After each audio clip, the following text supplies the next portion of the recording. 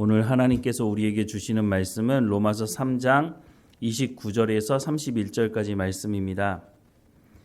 로마서 3장 29절에서 31절까지 말씀 우리 한 목소리로 함께 읽겠습니다. 하나님은 다만 유대인의 하나님이시냐 또한 이방인의 하나님은 아니시냐 진실로 이방인의 하나님도 되시느니라. 할례자도 믿음으로 말미암아 또한 무할례자도 믿음으로 말미암아 의롭다 하실 하나님은 한 분이시니라. 그런즉 우리가 믿음으로 말미암아 율법을 파기하느냐 그럴 수 없느니라. 도리어 율법을 굳게 세우느니라. 아멘. 유대인들에게 있어서 가장 잘못된 생각 한 가지가 있는데요. 그것은 바로 잘못된 선민의식을 가지고 살았다는 것입니다. 이 잘못된 선민의식은 자신들은 구원받을 수 있지만 자신들을 제외한 모든 사람들은 다 지옥에 갈 것이다 라고 생각을 했다는 겁니다. 이런 잘못된 선민의식이 예수 믿는 사람들에게도 적지 않게 영향을 주었다고 하는 것입니다. 초대교회 때 예수님께서 승천하시기 전에 제자들에게 이런 말씀을 하셨습니다. 사도행전 1장 8절 말씀에 보면 오직 성령이 너희에게 임하시면 너희가 권능을 받고 예루살렘과 온 유대와 사마리아와 땅끝까지 이르러 내 증인이 되리라 하시니라 라고 말씀하고 있습니다. 물론 이 말씀을 제자들이 오해하며 들을 수도 있겠죠. 예루살렘과 온 유대와 사마리아와 땅끝까지 가서 복음을 전하는데 그 대상을 구체적으로 말씀하고 있지는 않은 것 같습니다. 그러면 제자들은 땅끝까지 흩어져 있는 유대인들에게 가서 복음을 전하라 라고 말씀을 하는 것으로 이해할 수도 있지 않겠습니까? 그런데 예수님은 이미 승천하시면서 이런 말씀도 하십니다. 마태복음 28장 18절에서 20절 말씀해 보면 예수께서 나와 말씀하여 이르시되 하늘과 땅의 모든 권세를 내게 주셨으니 그러므로 너희는 가서 모든 민족을 제자로 삼아 아버지와 아들과 성령의 이름으로 세례를 베풀고 내가 너희에게 분부한 모든 것을 가르쳐 지키게 하라.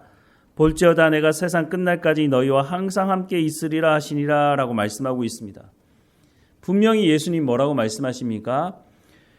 너희는 가서 모든 민족을 제자로 삼아라고 말씀하고 있죠.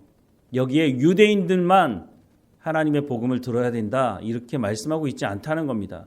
그러니까 사도행전 1장 8절 말씀을 들을 때 제자들이 유대인들에게만 복음을 전해도 되는구나 라고 생각을 했다면 이거 완전히 오해한 것이죠. 예수님은 모든 민족에게 가서 하나님의 말씀을 전하고 그들을 제자 삼으라고 말씀을 분명히 하고 있다고 하는 것입니다. 그럼에도 불구하고 성령의 세례를 경험한 예루살렘 교회 성도들은 흩어져서 이방인들에게 복음을 전하는데 꽤 오랜 시간이 걸렸다는 것을 알 수가 있습니다. 물론 한 번에 3,000명, 5,000명이 예수님 믿겠다고 하니까 예루살렘 교회에도 할 일이 많았겠죠. 하지만 이런 이후에도 이 사람들은 예루살렘에서 벗어나서 이방인들에게 복음을 전하는 일에 힘쓰지 않았다는 것입니다. 결국은 스데반이 순교하고 난 이후에야 더 이상 예루살렘에 머물러 있을 수 없어서 흩어지게 되는데 그때에도 이방인들에게 복음을 전하기보다는 흩어진 사람들이 사마리아에 가서 사마리아 사람들에게 복음을 전했던 것을 보게 됩니다. 사도행전 8장 말씀에 보면 1절 말씀에 사울은 그가 죽임 당함을 마땅히 여기더라. 여기서 말하는 그는 스데반을 말하는 거죠. 그날에 예루살렘에 있는 교회에 큰 박해가 있어 사도 외에는 다 유대와 사마리아 모든 땅으로 흩어지니라. 그리고 4절 이하의 말씀에 보면 그 흩어진 사람들이 두루 다니며 복음의 말씀을 전할세 빌립이 사마리아 성에 내려가 그리스도를 백성에게 전파하니 무리가 빌립의 말도 듣고 행하는 표적도 보고 한 마음으로 그가 하는 말을 따르더라 라고 말씀하고 있습니다. 엄격하게 얘기하자면 사마리아 사람들은 이방인이라고 보기 힘들죠. 물론 아수르에게 망하면서 혼혈 정책 때문에 피가 섞인 것 때문에 순수 혈통을 유지했던 남유다 사람들이 이방인과 같이 취급을 하긴 했지만 그래도 아브라함의 후손 아닙니까? 이렇게 복음이 전해지는 데 있어서도 이방인에게 복음을 전하는 데는 상당히 오랜 시간이 걸렸던 것 같습니다. 이렇게 흩어졌던 사람들이 안디옥에 이르게 되었고 안디옥에 가서도 첫 번째 복음의 대상은 유대인들이었습니다. 그런데 유대인들에게 복음을 전하는 그 말을 들었던 이방인들이 우리도 예수 믿겠다고 하면서 안디옥 교회가 세워지게 되고 이 소식을 들었던 예루살렘 교회에서 바나바를 파송하게 됐고 바나바가 가서 사역을 하다가 나 혼자서는 이 사역을 감당할 수 없다는 생각을 하고 바울을 불러다가 함께 안디옥 교회를 세우게 됩니다. 이런 과정에서 보면 먼저 앞서서 베드로가 환상을 보고 고넬료라고 하는 이방인 로마 군인에게 복음을 전하는 일이 앞서 일어났습니다. 고넬료라고 하는 이 이방인에게 복음을 전했을 때 성령이 임하는 경험을 베드로가 하지 않습니까? 그리고 예루살렘으로 돌아왔더니 예루살렘 교회 성도들이 뭐라고 말합니까?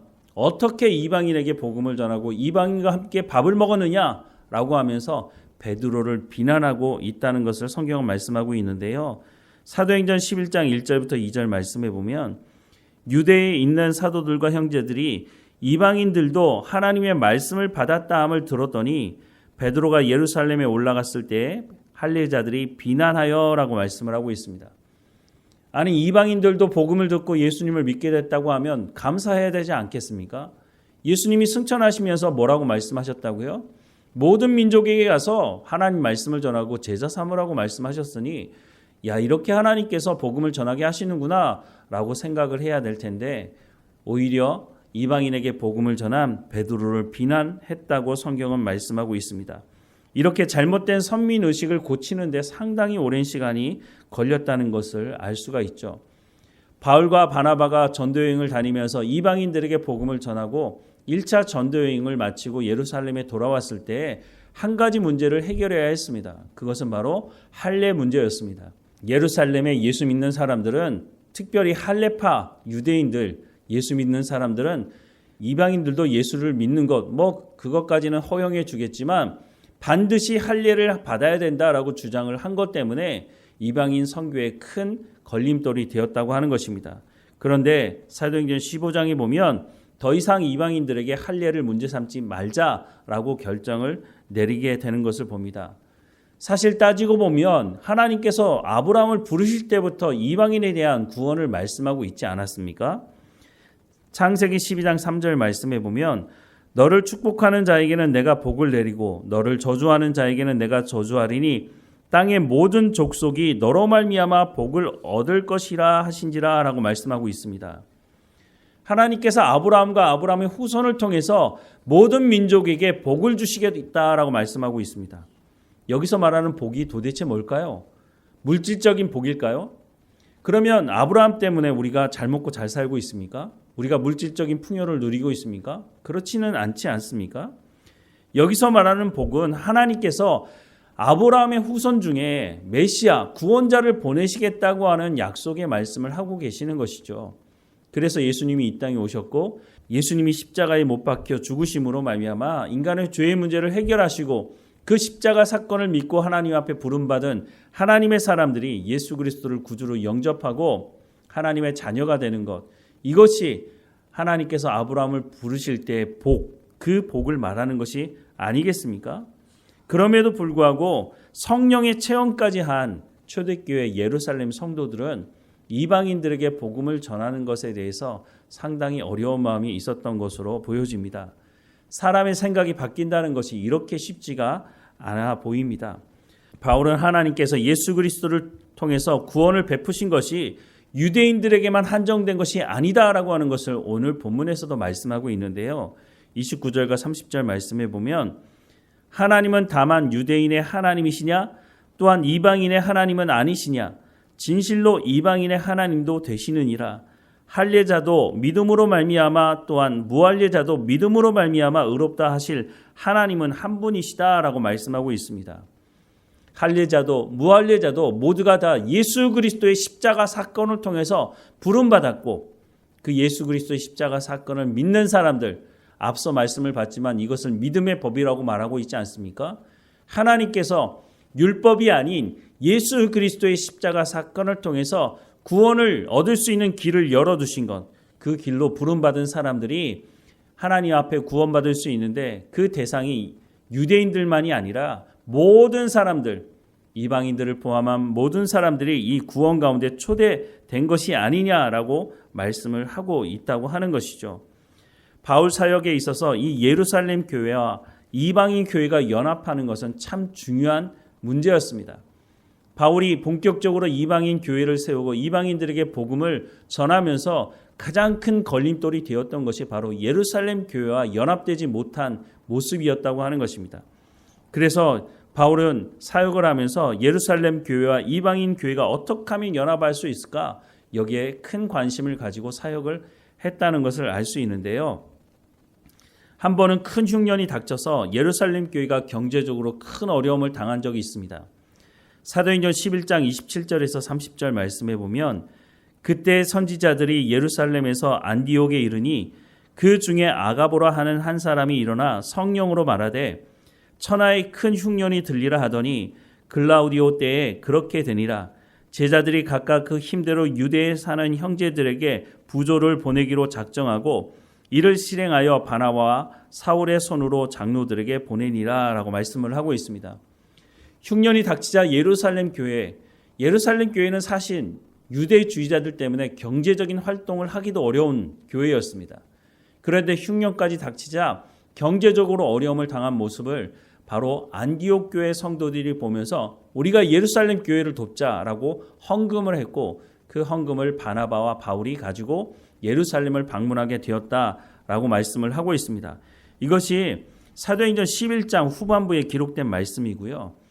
나중에 15장에 가서 이 할례 문제가 어느 정도는 해결되는 것을 보면서 바울은 예루살렘 교회와 이방인 교회가 연합되는 것이 얼마나 중요한지 또 예루살렘 교회의 이 경제적인 문제를 해결하는 데 있어서 이방인 교회가 돕는 것을 통해 예루살렘 교회가 이방인과 연합될 수 있다는 것을 이 사역을 통해서 알게 된 것이죠.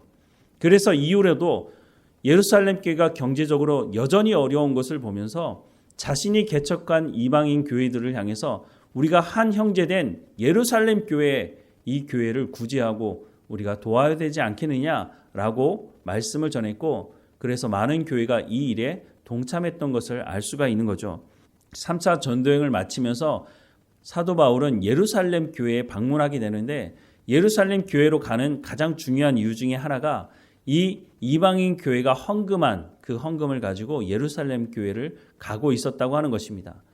그런데 우리가 사도행전을 통해서 알 수 있지만 예루살렘 교회를 향해 가는 그 바울에게 당신 예루살렘에 가게 되면 목숨의 위협을 받을 수 있다라고 하는 것을 성령을 통해서 예언하는 여러 사람들을 통해서 듣게 되었다고 하는 것입니다. 그때 사도 바울이 뭐라고 고백합니까? 사도행전 20장 23절에서 24절 말씀해 보면 오직 성령이 각 성에서 내게 증언하여 결박과 환난이 나를 기다린다 하시나 내가 달려갈 길과 주 예수께 받은 사명 곧 하나님의 은혜의 복음을 증언하는 일을 마치려 하면은 나의 생명조차 조금도 귀한 것으로 여기지 아니하노라 라고 말씀을 하고 있습니다. 아니 예루살렘에 가게 되면 생명의 위협을 받을 수 있다고 하는데 아니 굳이 예루살렘에 갈 이유가 무엇일까요? 그런데 분명히 사도 바울은 뭐라고 말합니까? 결박과 환난이 나를 기다린다는 건 나 안다. 그런데 뭐라고요? 내가 달려갈 길과 주 예수께 받은 사명 곧 하나님의 은혜의 복음을 증언하는 일을 마치려 하면은 나의 생명조차 조금도 귀한 것으로 여기지 않는다라고 말하고 있다는 것입니다. 예루살렘 교회와 이방인 교회가 연합되는 것이 얼마나 중요한지를 사도 바울은 알고 있었던 것이죠. 그래서 내 생명을 조금도 귀한 것으로 여기지 않는다고 말할 정도로 예루살렘 교회와 이방인 교회가 연합하지 않으면 땅끝까지 이르러서 복음을 전하는 것이 어렵다고 하는 것을 직접 이방인 교회를 세우면서 사도 바울은 알았기 때문에 이 사역을 힘쓰고 있다는 것입니다. 또한 뭐라고 얘기했다고요? 하나님의 은혜의 복음을 증언하는 일을 마치려 하면은 나의 생명을 조금도 귀한 것으로 여기지 않는다고 말을 하고 있는 것입니다. 이 말이 무슨 말일까요? 바로 이 말씀이 로마서에 담긴 말씀인 것입니다. 예루살렘 교회가 예수님을 믿고 있지만 이방인들에게도 복음을 전해야 된다는 것, 또 그 복음의 핵심이 무엇인지를 예루살렘 교회 성도들도 들어야 한다. 물론 로마 교회 성도들도 이 복음을 들어야 되기 때문에 내가 로마에 가기 원한다고 말하고 있는 것과 같이 이 예루살렘 교회에 내가 복음 전하는 이 말씀을 전하는 일에 내가 생명을 다하겠다라고 말을 하고 있는 것이죠. 그리고 오늘 본문에 다시 한번 말씀을 보면 하나님은 다만 유대인의 하나님이시냐 또한 이방인의 하나님은 아니시냐 진실로 이방인의 하나님도 되시느니라. 할례자도 믿음으로 말미암아 또한 무할례자도 믿음으로 말미암아 의롭다 하실 하나님은 한 분이시다라고 하는 이 말씀이 단순한 말씀이 아니라고 하는 것을 바울이 예루살렘을 향해 가면서 복음 전하기 원한다고 하는 것 안에 바울이 어떤 마음을 가지고 복음을 전하기 원하는지를 담고 있다고 하는 것을 알 수가 있는 것이죠. 오늘 우리도 마찬가지입니다. 우리가 복음을 전할 때 이런 마음을 가지고 복음을 전해야 한다고 하는 것입니다. 복음이 무엇인지를 분명히 알고 우리가 복음을 전할 때 누구는 복음을 들어야 되고 누구는 복음을 들으면 안 돼. 이런 마음을 가지고 복음을 전해서는 안 된다고 하는 것입니다. 우리가 복음을 전할 때 연합함으로 복음을 전해야 된다고 말씀하고 있습니다. 그래야 우리가 복음을 온전히 전할 수 있게 된다고 오늘 본문에서도 말씀을 해주고 있다고 하는 것입니다. 사도 바울은 누구에게든지 복음을 전하는 일에 힘썼던 것을 보게 됩니다. 그것이 이방인이든지 유대주의자들이든지 누구든지 간에 복음을 듣고 하나님께 돌아와야 한다고 하는 것을 분명히 알고 전했던 것을 봅니다. 우리가 복음을 전해야 되는 대상은 모든 사람이라고 말씀을 하고 있습니다. 예수님께서 말씀하셨던 말씀을 다시 한번 기억해 보십시오. 모든 민족을 제자 삼으라고 예수님 말씀하고 있다고 하는 것이죠. 우리 마음 가운데 마음에 작정하고 복음을 전하라고 하는 그 사람들, 하나님께서 마음을 열어주셔서 내가 알고 있는 이 복음이 저들에게도 들어가서 저들이 이 땅에 살면서 생명을 하나님으로부터 얻고 참된 기쁨으로 참된 평안함으로 살아갈 수 있도록 인도해 달라고, 또한 복음을 전하는 데 있어서 연합함으로 이 복음을 전할 수 있도록 우리가 그 마음에 헌신할 수 있도록 인도해 달라고 기도하며 복음을 증거하는 우리의 삶이 되어야 할 것입니다. 복음은 유대인들에게만 있는 것이 아니라 이방인들에게도 유대인들에게도 누구에게든지 믿음으로 말미암아 예수 그리스도의 십자가 사건을 통해서 하나님께 나갈 수 있다고 하는 이 구원의 은혜가 우리에게 임했던 것처럼 우리가 복음을 전해야 되는 그 사람들에게도 임하기를 주님의 이름으로 간절히 축원합니다. 기도하겠습니다. 사랑하는 하나님, 복음이 유대인들에게만 머물러 있는 것이 아니라 이방인들, 그러니까 모든 사람들에게 이 복음이 전해져야 한다라고 말씀하는 것을 듣게 됩니다. 예루살렘 교회와 이방인 교회가 연합되는 문제, 이것이 너무너무 중요하기 때문에 사도 바울이 이 일에 생명을 걸었다고 말씀하는 것도 듣게 됩니다. 복음이 어느 곳에든 전해져야 한다는 것을 우리가 분명히 기억하게 하옵소서. 하나님의 말씀을 마음에 새기게 하시고 우리가 복음을 전하는 곳에 하나님의 은혜가 베풀어지게 하시고 복음을 들어야 되는 그 사람들의 마음이 열려져서 함께 우리가 이 복음이 무엇인지를 깨닫고 하나님께 예배하며 참 평안과 참 자유를 누리며 이 땅에서부터 영생의 삶을 살아갈 수 있도록 은혜를 베풀어 주옵소서. 오늘 우리가 살아가는 삶의 현장에서 만나는 모든 사람들을 하나님께로 인도할 수 있도록 우리가 하나님의 말씀으로 충만하여지게 하시고 우리가 하나님의 말씀을 통해서 성령의 열매를 맺음으로 하나님의 백성이 어떤 삶을 살아가는지를 우리가 증거하며 복음을 증언하는 우리의 삶이 될 수 있도록 은혜를 허락해 주옵소서. 어느 곳에 있든지 주님과 동행하게 하시고 감사하며 살아가는 우리의 삶이 될 수 있도록 인도해 주옵소서. 몸이 연약한 성도들 한 사람 한 사람마다 하나님께서 은혜를 베풀어 주시고 강건해지게 하시고 늘 하나님께서 맡겨주신 일에 충성을 다하며 하나님께 영광이 되는 삶이 될 수 있도록 하나님 인도해 주옵소서. 오늘 우리와 함께 하시는 하나님께 감사하고 예수 그리스도의 이름으로 기도드립니다. 아멘.